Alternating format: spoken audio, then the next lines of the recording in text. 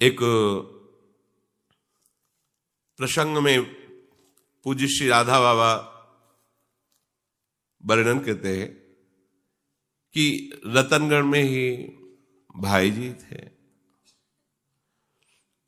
उनका ऐसा प्रभाव था कि बड़े बड़े धनी मानी भक्त ज्ञानी सन्यासी विरक्त सब भाई जी को सम्मान करते, क्योंकि जिनके हृदय में निरंतर प्रिया प्रीतम का चिंतन चल रहा है, प्रिया प्रीतम हृदय रूपी निकुंज में केली कर रहे हैं, तो आकर्षण ऐसा होता है कि सब। तो एक धनी सेठ थे। धनियों में अहंकार बहुत जोर का होता है, क्योंकि मूल दोष यही है उनका अहंकार। जो अपने को बड़ा धनी समझते हैं उनमें चोरी, हिंसा, झूठ बोलना, दंभ नाटक करना, काम क्रोध, गर्व अहंकार, भेद बुद्धि, वैर अविश्वास, स्पर्धा, लंपटता, व्यभिचार, जुआ, ये सब दोष उसको घेर लेते हैं। जो धनाभिमानी होता है, मैं धनी हूं, अभिमान तो था ही, पर एक कृपा भी थी कि भाई जी के सत्संग में रोज जाते थे। धनी थे, अन्य दोष भी होंगे, अहंकार भी था, पर सत्संग में जाते थे, रोज प्रणाम करते, सत्संग सुनते, पर भाई जी से ईर्ष्या करते, उनकी निंदा करते। जो सत्संगी जन थे अगर रास्ते में मिल जाते सत्संग सुनने के बाद तो निंदा करते। कई तरह की देखा, बढ़ बढ़ के बातें कर रहे हैं, लोगों से पुजवाते हैं, ऐसा वैसा। कुछ लोग ऐसे होते हैं।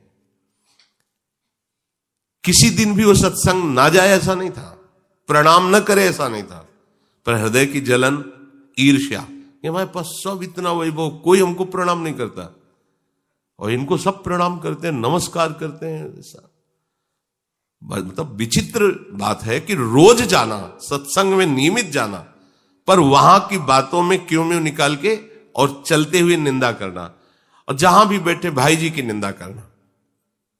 प्रणाम भी भाई जी सामने दिखाए प्रणाम करेंगे, ऐसे प्राय बहुत हृदय होते हैं। सामने तो प्रणाम नमस्कार और पीछे निंदा करना। वो अपनी जलन को नहीं सह पाते, अपनी मलिनता को और बढ़ाते हैं। वो यही समझते थे मेरे पास इतना ऐश्वर्य है, नौकर चाकर हैं, मैं बहुत धनी हूं, हमारे सामने भाई जी क्या है, पर इतना सम्मान इनका, जिसको देखो वही भाई जी भाई जी, प्रणाम नमस्कार, दौड़े पीछे घूम रहे हैं। मैं क्या करूं जो मेरा सम्मान हो, सब कुछ तो हमारे पास है, क्या कमी है? तेरे पास भगवान की ठसक नहीं है, प्रियालाल की ठसक नहीं है, ये पैसे से थोड़ी आती है, ये तो प्राण दिए यह प्रेम न पइए, ऐसो महंगो आय सखीरी। ये तो गुरु कृपा से मिलता है, आराध्य देव की कृपा से मिलता है। भगवान ने कहा है कि जो अनेक चित्त विभ्रांता मोह जाल समावृता प्रसक्ता काम भोगेशु पतंति नरके अशुचौ। अपवित्र नरकों में इनको डाला जाता है। ये अनेक वृत्तियों में फंसे हुए भोगों में, ये जो संत महात्माओं की, वैष्णवों की निंदा करते हैं, अवहेलना करते हैं, अपमान करते हैं, ऐसे अपवित्र नरकों को भोगना पड़ता है इनको। भाई जी के पास आना, उनको प्रणाम करना, देखो इसका प्रभाव, और भाई जी की निंदा करना, अपना अपना प्रभाव है। देखो बढ़िया अवसर कि अगर इस जलन को विवेक के द्वारा रोक लेते, निंदा ना करते, तो इसी जन्म में भगवत प्राप्ति हो जाती। इतने बड़े महापुरुष का दर्शन अमोघस्य, उनकी वाणी अमोघस्य, उनके द्वारा बताया हुआ साधन अमोघस्य। कोई असर उनके ऊपर नहीं पड़ता, आचरण में कुछ परिवर्तन नहीं, बस सत्संग आना, प्रणाम करना, सामने मधुर भाषण, पीछे निंदा, और कैसे इनको गिराया जा सके, ऐसा होता है। बहुत तो संतों की भागवतिक उन्नति देख करके हृदय शीतल होता। चलो कम से कम धर्म की महिमा, भगवत महिमा में लोगों की चित्तवृत्ति आकर्षित हो रही है। बेविचार से, मदिरापान से, नाना प्रकार की हिंसात्मक वृत्तियों से लोगों की वृत्ति हटकर प्रभु के नाम रूप में लग रही। बहुत अच्छा है। कुछ को लगता है कैसे करूं कि इसकी जगह मैं हो जाऊं, या भले मैं नरक जाऊं पर इसके मुंह पे कालिक पुत जाए। ऐसा यद्यपि उनके भी हृदय में उसके प्रति श्रेष्ठ भाव होता है, तभी आंतरिक वृत्ति उसको सह न सकने के कारण द्वेष भाव में परिवर्तित हो जाती है। वो चाहते हैं कि ये बात सत्य है, पर स्वीकार उनके अंदर न होने के कारण वो उसको नीचा दिखाना चाहते हैं। राग में ही द्वेष होता है, अगर राग न हो तो द्वेष हो ही नहीं सकता। तो उनके प्रति भी मात्र बुद्धि होती है, पर उसे अपने अंदर ना लाने के कारण वो द्वेष में और द्वेष इतना भयानक, ये ईर्ष्या द्वेष है, कुछ भी कर सकता है, कुछ भी कर सकता है, बहुत भयानक है ये। तभी का कंचन तजना सहज है, सहज तिया का नेह, मान बड़ाई ईर्ष्या दुर्लभ तजनाए। ऐसे महापुरुष की निंदा में रत, धन का अभिमान, मान की चाह, बोलो अब दुर्गति में कौन सी कमी रह गई? पूरी की पूरी सामग्री तैयार।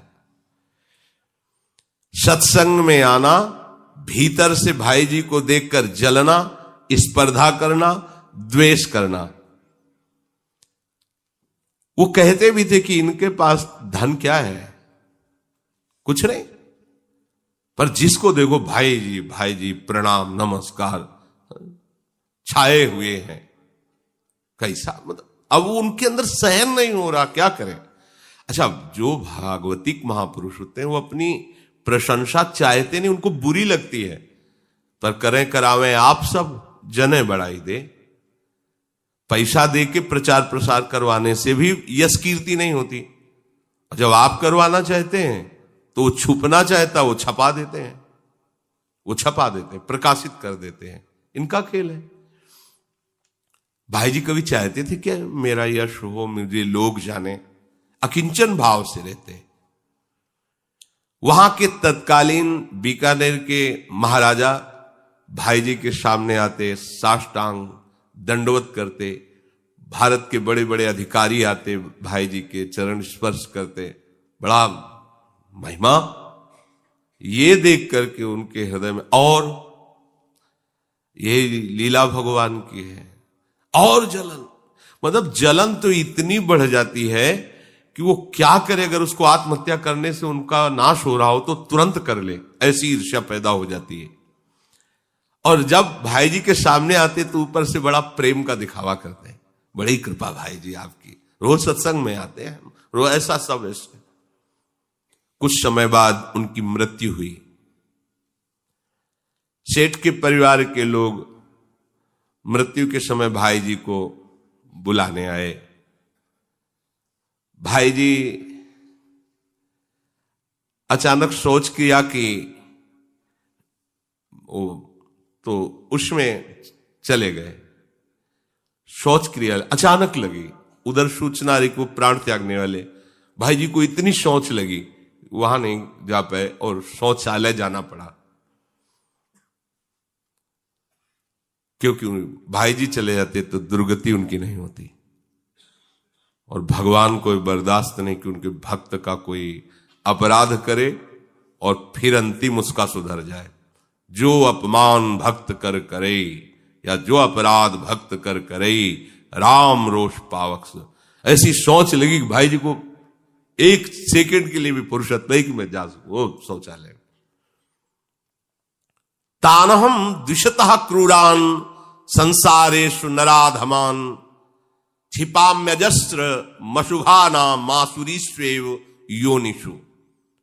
ऐसे भक्त द्रोह करने वाले पापाचारी क्रूर कर्मी नराधमों को मैं आसुरी योनियों में गिराता हूं और नरक भोगवाता हूं, भगवान कह रहे हैं।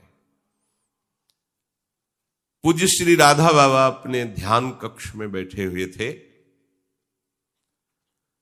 वहीं एक कुतिया गर्भवती हुई और कई बच्चे पिल्ला हुए उसके। भाई जी के ध्यान में वो कुतिया और वो पिल्ला, और उन पिल्लों में से वो सेठ जी जो कुत्ते का पिल्ला बने थे, मेव मेव करते हुए छोटे बच्चे गए। बाबा निकले कुटिया से बाहर, देखा नई नई कुतिया ब्याही है, बच्चे हमारे ही सामने लाना था इनको। देखा अच्छा सेठ जी हैं ये, कुत्ते के पिल्ले के रूप में।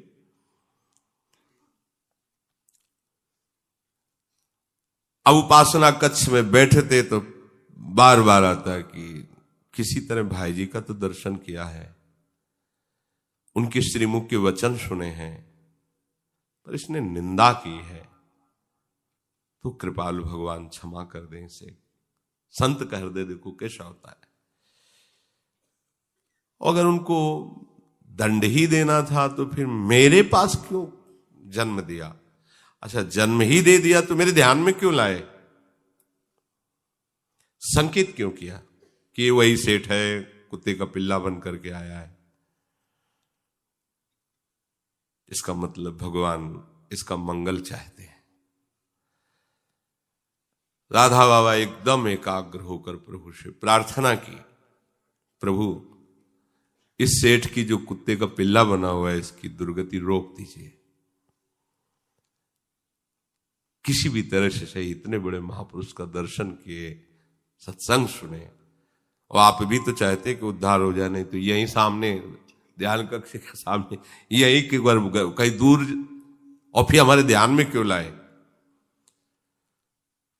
पर बार बार कहते पर प्रभु बोलते नहीं और रोष करके अंतर्ध्यान हो जाते हैं। एक दिन बाबा ने हठ किया, प्रभु सामने खड़े, बोले बोलना पड़ेगा आपको, हमारी बात क्यों नहीं सुन रहे हो? तो प्रभु ने कहा चक्रधर, चक्रधर बाबा का नाम था, मैं भक्त के हाथ बिका हुआ हूं, और मेरे समर्पित भक्त को जो अपमानित करता है, जो उसकी निंदा करता है, मैं उसे कभी क्षमा नहीं करता।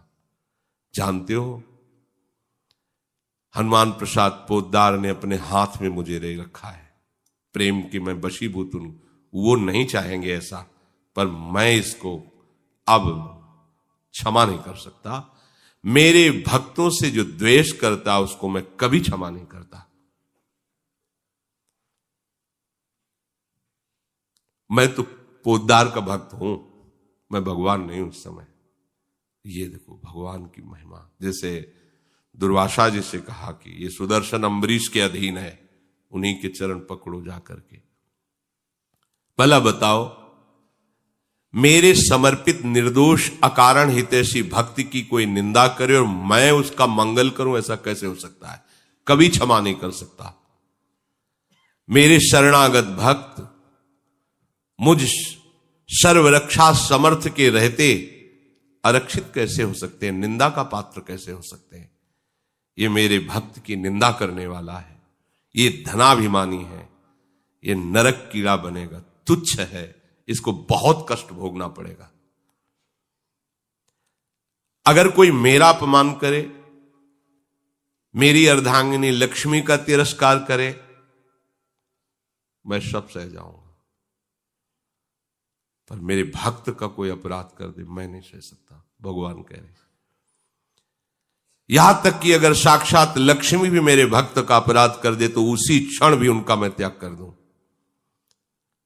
फिर ऐसे समर्पित भक्त के लिए, जिसने स्त्री पुत्र ग्रह गुरुजन प्राण धन इहलोक परलोक मोक्ष सबका त्याग करके केवल मेरे प्रेम में पगा हुआ है, ऐसे मेरे भक्त को जो सतावे उसको मैं क्षमा कर दूं? नहीं। जैसे पतिव्रता स्त्री अपने पति को सदाचार से प्रेम से अधीन रखती है, ऐसे भक्तजन मुझे अपने अधीन रखते हैं। मैं प्रेम में बंधन स्वीकार करने वाला हूं, सबके लिए समदर्शी हूं, भक्तों के लिए पक्षपाती हूं। चक्रधर महाराज, इसको मैं क्षमा नहीं कर सकता। जो संत जन है, साधु हृदय है, उनकी निंदा करने वाले का मंगल हो जाए, ऐसा नहीं हो सकता। तो राधा बाबा ने कहा, फिर ये आपने दिखाया क्यों हमें? क्यों दिखाया? बाबा गुस्सा होकर के बोले, जाओ फिर जाओ। आपका जब ये सिद्धांत है तो हमारे ध्यान में क्यों लाए, सामने क्यों लाए? हमारा भी तो हृदय है जो आपसे ही पूरित है और आपसे ही प्रेरित है, ऐसा क्यों किया आपने? चुप हो गए, प्रभु भी और राधा बाबा भी। वो एक कुत्ता बने सेठ, कांपते हुए फिर बाबा के सामने कूं कूं कूं ऐसे। फिर बाबा का हृदय एकदम, फिर ये लीला भगवान की देखो। बाबा उठे, अपनी कमरिया उठाई और जाकर उस पिल्ले को उठाया और कहा, कुछ भी हो हम हर उपाय करेंगे, तेरा कल्याण हो जाए। यद्यप तेरे से भयानक अपराध हुआ है, भगवान भी नाराज हैं, पर उपाय यही है, भक्त का हठ।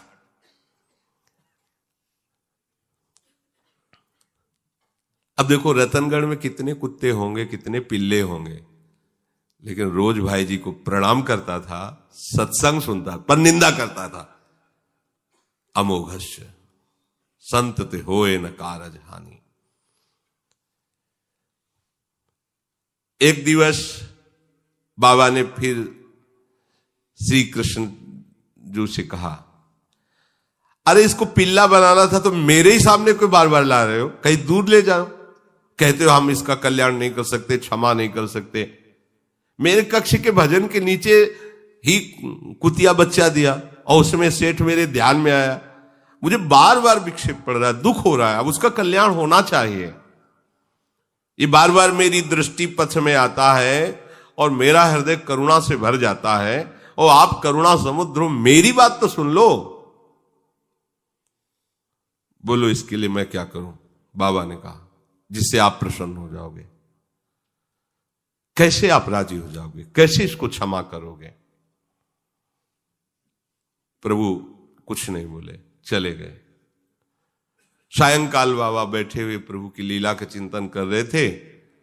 वो पिल्ला फिर भागकर बाबा के सामने आया, कूं कूं करता हुआ, और बाबा की तरफ ऐसे पैर करके ऐसे बैठा। बाबा ने देखा, बोले कुछ भी हो जाए, तेरे को तो भगवत प्राप्ति कराएंगे। संतों का यही एक जगह बाबा के शायद शब्द थे कि जो भगवत भजन में उन्मत्त महात्मा होते हैं, तो जैसे पागल कुत्ता काट ले ना किसी को, वो ऐसे सिरजी हो जाता, ऐसे ही होता। भगवान कह रहे नहीं उद्धार होगा, वो कह रहे अब हो के रहेगा, देखते हैं क्या हट। इसीलिए मोरे मन प्रभुवश विश्वासा, राम ते अधिक राम कर दासा। बड़ी व्यथा हुई। भाई जी अपने घर के मुख्य द्वार पर बैठे सोच के हाथ मटिया रहे थे। अकेले बैठे हुए चिंतन करके हाथ धो रहे थे। राधा बाबा जाकर खड़े हो गए। भाई जी ने बाबा को देखा, कहो स्वामी जी, क्योंकि ऐसे नहीं, सहज में नहीं आते, कैसे आगमन हुआ? वो एक सेठ थे जो आपकी निंदा भी करते थे, सत्संग में भी आते थे, प्रणाम भी करते थे, आपको याद है? हाँ हाँ याद है। बोले उनकी मृत्यु हो गई थी। हाँ हाँ हमें उस समय भी याद है कि आए थे बुलाने पर, वो सोच लग गई थी तुम्हें। हाँ, वो हमारे भजन कक्ष के नीचे कुतिया जो है ना, उसमें पिल्ला बन करके आए, चेंचे करते रहते हैं हमारे सामने। ये कि वो आपकी अकारण निंदा करते थे, बड़ा अपराध करते थे, मानते हैं, परंतु आपके लिए निंदा और स्तुति तो समान है। निंदा के रूप में ही सही, पर वो आपका चिंतन तो करते थे। भाई निंदा भी करने के लिए वो आकृति तो आएगी ना सामने। तो मुझे लगता है कि किसी भी तरह से आप जैसे महापुरुष का ऐसी दुर्गति नहीं होनी चाहिए। आपका जो सत्संग सुना, आपको प्रणाम किया, आपका चिंतन किया, वो कुत्ते की योनि में और ऐसे कष्ट में माना अपराध किया है। पर भाई जी आपको आपका ही गाया हुआ दोहा सुना रहे हैं, धणी के द्वारे पड़े रहो, धणी की ठोकर खाए, कबहू धणी निवाजी है, जो द्वार छाड़ नहीं जाए। देखो मनुष्य शरीर में भी वो रोज आता था, रोज प्रणाम करता था, कुत्ता बन के भी आपके ही द्वारे में। तो भाई जी उसकी तरफ से हम क्षमा मांगते हैं, आप क्षमा कर दो और उस पर कृपा कर। देखो कैसा हृदय संतों का होता है। मुझे नहीं शाह जा रहा उसको कुत्ते के रूप में देखकर, सदगति निश्चित होनी चाहिए। ये हठ है संतों का। जैसे बच्चा हठ कर ले तो मां को पूर्ण करना पड़ता है। जब तक आप कृपा नहीं करेंगे तो इसको विश्व की परम शक्ति भी इसका मंगल करने में असमर्थ है, क्योंकि सीधे हमने श्री कृष्ण से बात किया है, उन्होंने कहा कुछ नहीं हो सकता, इसको तो दंड भोगना पड़ेगा। और मैंने देखा है कि कल्पों तक शूकर कूकर सरीसृपादि निम्न योनियों में जाएगा, कल्पों तक, इसकी कोई उद्धार के चांस नहीं। भाई जी आप इस अधोगति से इसको बचा लीजिए, आप इसे क्षमा कर दीजिए, मैं क्षमा मांगता हूं। कैसे संत हृदय, देखो कैसा होता है संत हृदय। भाई जी इसके अपराध को क्षमा कर इसको महान दुख राशि से मुक्त कर दीजिए, ये उत्तम गति को प्राप्त करे। ऐसी अपराध ज्वाला से मुक्त करने के लिए आप ही समर्थ हो। मेरा हृदय बार बार इसके लिए करुणा कर रहा है, इसकी अधोगति नहीं होनी चाहिए। भाई जी ये बात सुनकर के उठ खड़े हुए और बड़े प्यार से मिट्टी से सने हुए दोनों हाथ राधा बाबा के कंधे पर रखे और बड़े स्नेह से कहा, स्वामी जी क्या आप समझते हैं मैं ऐसा निठुर हूं? क्या आपका हृदय मेरा हृदय दो हृदय है? जब आपके हृदय में इतनी करुणा है तो इस हृदय में हमने तो अपराध ही नहीं माना। ये तो श्री कृष्ण की लीला है कि उन्होंने उसे दंड दिया। मुझे इस बात का तनिक भी कोई रोष या कि उसको ये दंड मिले, कदापि नहीं। क्षमा तो तब करे जब हमने अपराध ही माना हो, हमने तो माना ही नहीं, ये तो उनकी लीला है। अब आप निश्चिंत हो जाइए। राधा बाबा से कहा, देखो इसने हमारी निंदा की, श्री कृष्ण ने इसे दंड दिया, तो आपकी कृपा इसके ऊपर हुई, तो अब देखो मैं इसे सीधा लीला में प्रवेश कराता हूं। भाई जी ने कहा सीधा लीला में। अब आप देखना कुछ ही दिनों में मर जाएगा ये पिल्ला, कुछ ही दिनों में ये मर जाएगा।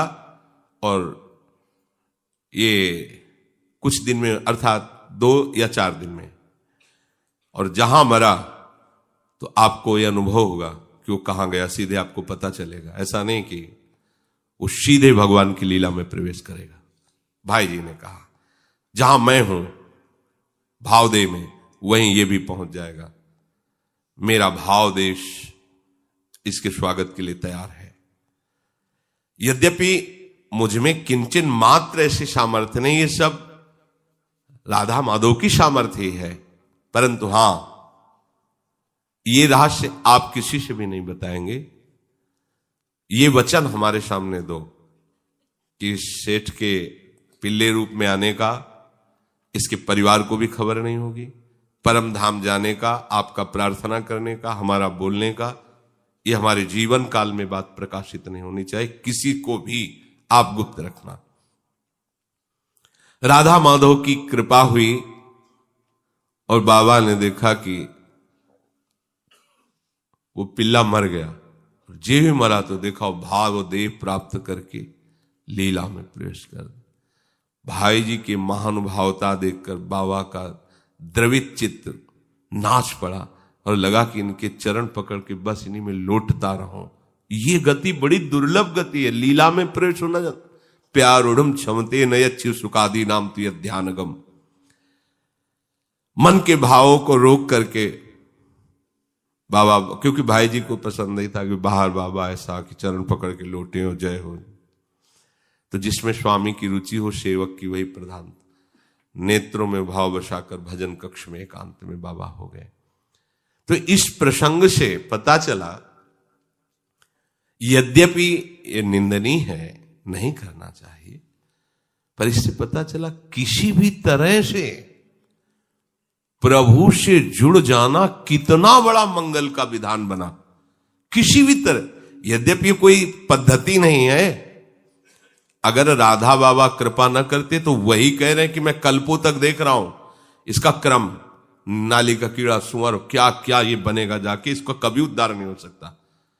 ये तो महापुरुषों के समीप बैठने का और उनके वचन सुनने का, अभाव से ही सही उनके सामने सर झुकाने का ये सौभाग्य दिया। नाराज थे श्री कृष्ण, पर बहुत अंदर से कृपा भी की, नहीं तो ऐसे महापुरुष की दृष्टि में क्यों लाते, काम बन गया।